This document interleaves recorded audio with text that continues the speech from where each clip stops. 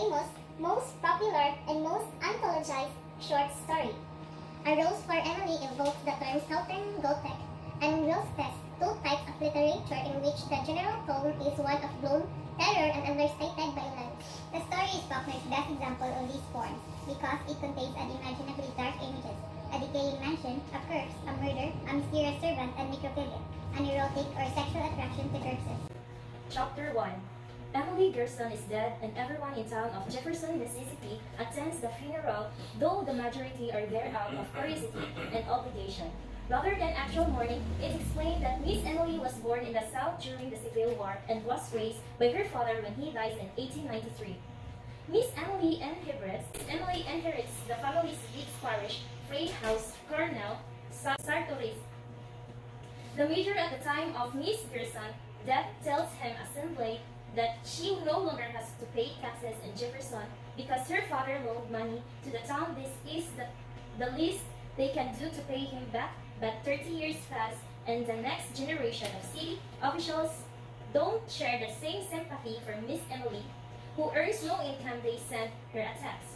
Notice followed by 2 formal letters requesting she appear at the sheriff's office. She replies that she no longer leaves the house for any reason.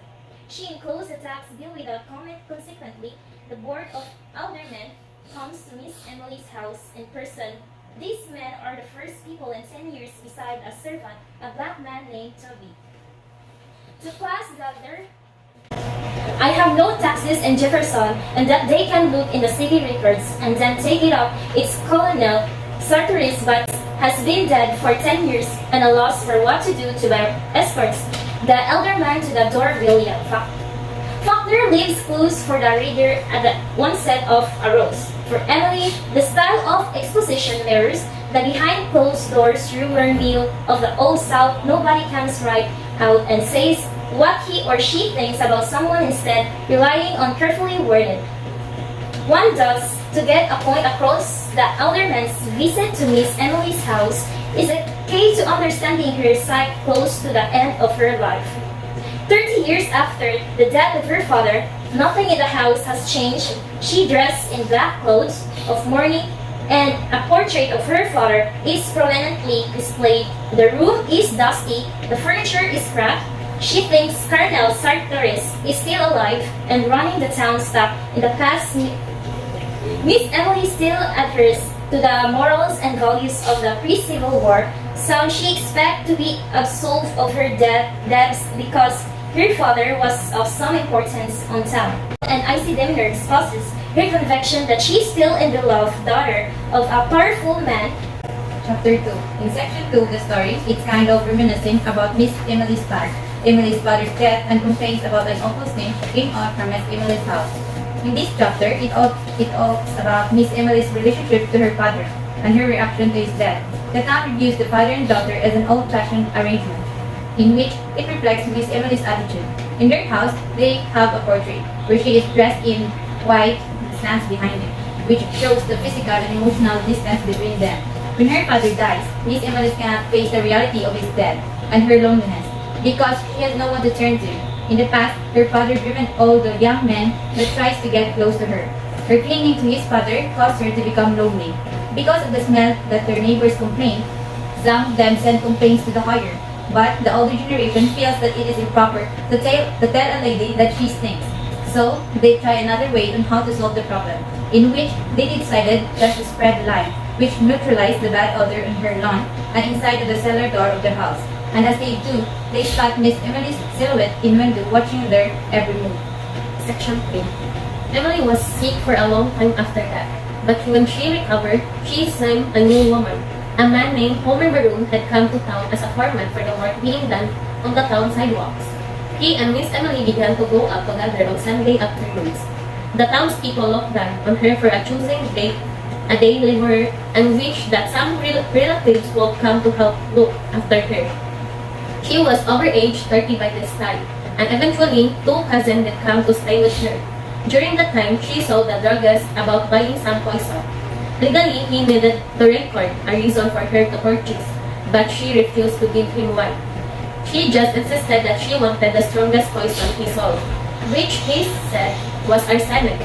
Finally, he just recorded the reason as far rats and let her have it. Section 4.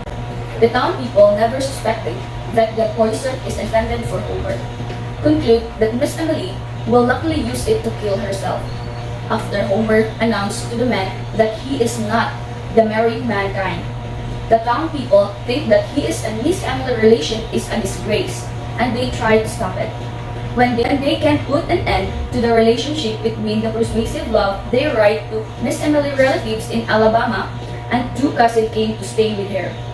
The town then learned that Miss Emily has brought a man, towel set, a mirror, brush, and comb, inscribed with the initial HB, and also men clothing, including a night t-shirt, which ironically will serve not as a nuptial night t-shirt, but also a boreal night t-shirt for a decade.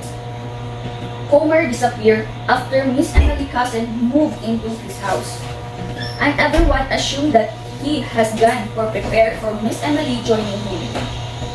A week later, the cousin left. 3 days later, Homer returned.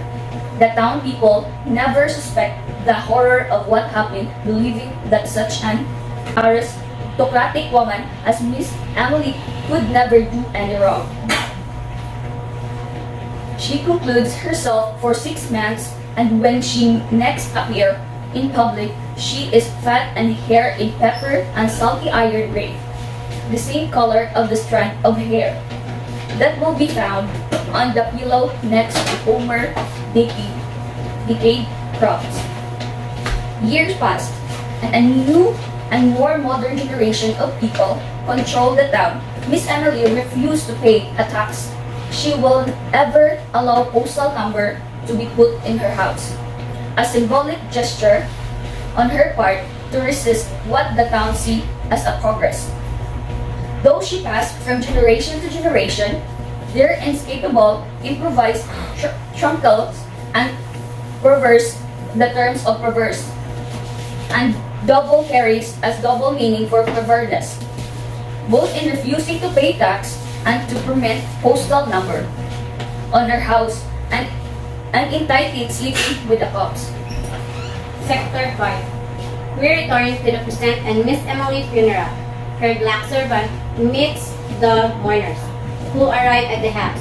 Then he walks out the back door and disappears forever, apparently fully aware that Homer's decayed body is upstairs. Even in death, Miss Emily cannot escape her father. They held the funeral on the second day with the crying face of her father musing profoundly about the bear. When the townspeople break into the locked room upstairs, they find carefully folded wedding clothes and Homer's remains only after their initial shock seeing his skeletal corpse.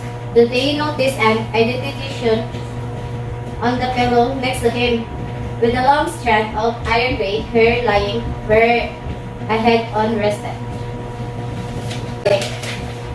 What lesson did you learn from the story of A Rose for Emily? Do not depend your happiness to others. Kaya atong namatay iyang papa, nawagtam na iyang kanang kalipay, kanang siya magupol, kanang introvert na kayo siya mapagkatao, baka hindi na siya magkalubinan sa mga tao. For me, do not close your doors, be open to everyone. She secluded herself sa kanang ilang balay sa mga. Be open to everyone. Dito ako, kung sa kong ni Kwan ba, ni Homer ba, kung ganahan siya makakita ka ng kasmong sila ato, yung wala, huwag ka na tanan niyang Kwan, dahil nung niya tanan. Buwan sila sa pag-love, ganahan siya i-love. Sa pag-usap niya po na sa iyang pagka-inusara gani kaya na-depress siya mo kung nahug o na nag-suicide na lang siya. So, fiction sa kini nga istorya mao nga ang pagsulod og color na rosas nga baso nagutang ka nato sa peligro tungod kay kini makadaog sa atong abilidad sa pagtan-aw sa kalibutan nga tinaw. Gitudloan usab kita sa asuhin nga kinahanglan natong balansihon ang karon nga mga pananaw sa mga batan-on nga henerasyon ug ang pamatasan sa mga tigulang nga henerasyon.